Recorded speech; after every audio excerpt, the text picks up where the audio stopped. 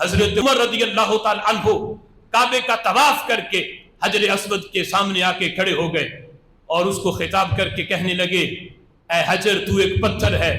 نہ تو نفع دے سکتا ہے نہ تو نقصان دے سکتا ہے، میں تمہیں چومتا اس لیے ہوں کہ میرے نبی نے تمہیں چوما ہے، اگر میں نے حضور کو تمہیں چومتا نہ دیکھا ہوتا میں کبھی بھی تمہیں نہ چومتا،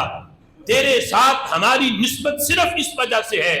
کہ میرے محبوب نے تمہیں چوما ہے، ہم بھی اس لیے تمہیں چومتے ہیں۔ تو یہ سبب تھا کہ حضور کی نسبت کی وجہ سے کعبے کو کعبہ مانا۔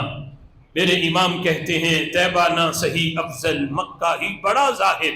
ہم عشق کے بندے ہیں کیوں بات بڑھائی ہے، عشق والے تو مکے میں ہوں پھر بھی ان جگہوں کو تلاش کرتے ہیں،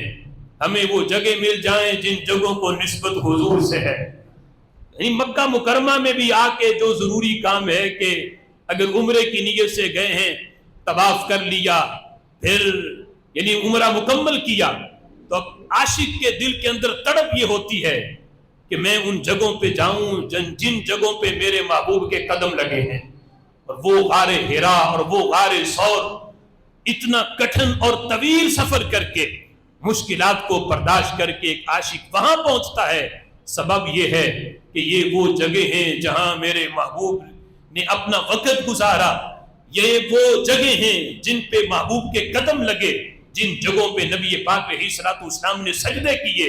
تو میرے امام اسی لیے کہتے ہیں کہ مکہ اور مدینہ کی افضلیت کا جھگڑا چھوڑو، ہم مکے کو بھی افضل مانتے ہیں تو نسبت مصطفیٰ کی وجہ سے مانتے ہیں، اور مدینہ سے بھی پیار کرتے ہیں تو حضور کی نسبت کی وجہ سے کرتے ہیں۔